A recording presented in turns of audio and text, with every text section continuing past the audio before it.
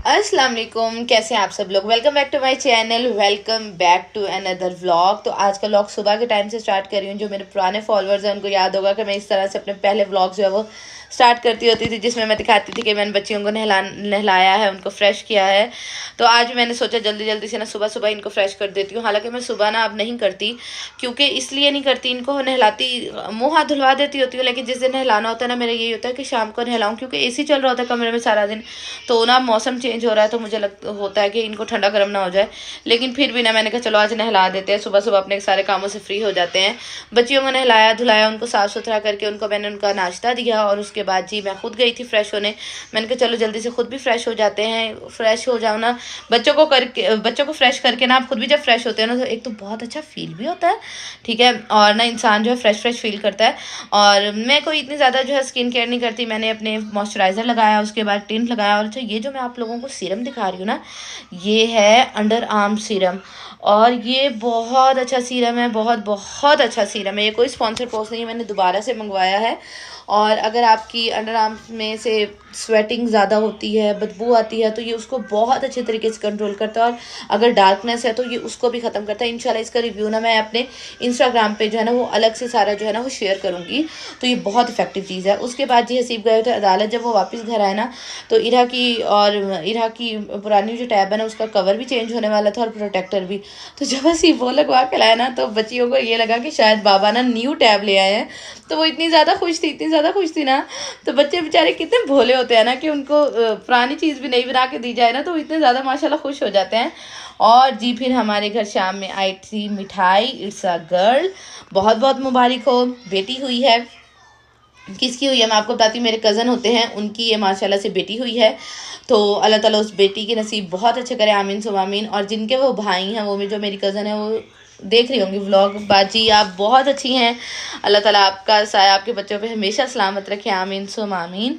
तो जी अभी मैं आई हूँ किचन में। अच्छा भाई दिल थाम लें, जिन लोगों ने मुझे सिर्फ मैक्रोनी बनाते देखा है और जो है उनको होता था कि इसने तो सिर्फ मैक्रोनी बनानी आती है, इसको और कुछ नहीं आता, देखें आपकी बाजी ने डायरेक्ट जंप की है मटन चॉप्स पे, ठीक है ना। ये मटन की चांपे हैं, तो आज जी मैं ये बनाऊंगी। और सुबह सुबह ना मैंने ना उठते साथ ही ना इनको ना जो है उबलने के लिए रख दिया था। और मैंने कुकर में नहीं इनको उबाला, क्योंकि कुकर में ना हसीब को अच्छा नहीं लगता, वो ज़्यादा हार्ड हो जाता है। तो हसीब कहते हैं नहीं, इनको स्लोली जो है ना वो मैंने उबलने के लिए रखा था। तो तकरीबन घंटा 1.5 घंटा लगा था, ये उबल गई थी। उसके बाद जी अभी मैं आई थी किचन में दोबारा, ये ठंडी हो गई तो मैंने कहा चलो इनको मैरिनेट करके रखती हूँ। अच्छा, मेरा इरादा ये था कि इनको अच्छे तरीके से मैरिनेट करके ना मैं रात को ना जो है ना थोड़े से ऑयल में इनको फ्राई करके ना साथ में जो कोयला होता है ना उसका स्मोक दे लूँगी। लेकिन हसीब ने मुझे ये कहा कि ना मेरा, और साथ में मैंने ना यखनी वाला जो है ना पुलाव बनाया हुआ था। तो हसीब ने मुझे ये कहा कि ना अब जो है ना आप ऐसा करो, इनको फ्राई मत करो, इनके ना थोड़ी थोड़ी सी ना ग्रेवी भी बना लो, वो ज़्यादा अच्छी लगती है। तो फिर मैंने क्या किया था, यहाँ तो मैंने इनको मैंने कहा चलो इनको मैरिनेट करके रखते हो, इससे ये होगा कि मसाला अच्छे तरीके से इन पे लग जाएगा। और जब मैंने ग्रेवी बनानी होगी ना तो मैं ना एक बड़ा टमाटर लेके ना मैंने उसको जो है ना ग्राइंड कर लिया था, और वो इसके अंदर डाल के ना इसको हल्की आंच पे रख दिया था। और जब ऑयल निकल आया था ना तो फिर मैंने ये उतार लिया था, और इतना मज़े का बना था, इतना मज़े का बना था। हसीब ने तो तारीफ़ की ना, लेकिन जो आंटी माशाल्लाह, आंटी बहुत ज़्यादा माहिर कुक हैं। तो आंटी को जब मैंने दिया ना तो आंटी कहती है आसमा ये इतना अच्छा बना हुआ है, गला भी बिल्कुल ठीक हुआ है, और ये तुमने खुद बनाया है। मैंने कहा हाँ जी आंटी, ये सारा मैंने खुद बनाया है, उबाला भी खुद है। मैंने कहा हाँ जी। तो आंटी कह रही थी बहुत अच्छा है, नमक मिर्ची भी बिल्कुल ठीक है, परफेक्ट बना हुआ। तो इतनी ज़्यादा खुशी होती है ना जब आपको इस तरह की जो है तारीफ़ मिलती है। और जाहिर बात है इंसान को जब होता है कि उसने अब करना है खुद, तो वो सीख ही जाता है। और जब भी इंसान के सर पे पड़ती है ना तो इंसान जो है वो सारा सीख ही जाता है।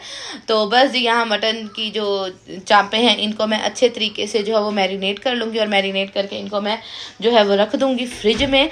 उसके बाद जी मैं आई थी बाहर अपनी कॉफ़ी लेके, मैंने कहा चलो कॉफ़ी पीते हैं, और उसके बाद जो है ना वॉक करेंगे। मैंने इंस्टाग्राम पे अपनी एक सीरीज़ भी शुरू की है, अगर आप लोगों ने वो नहीं देखी ना तो वो भी लाजमी देखें और मुझे उसमें ज्वाइन भी लाजमी करें।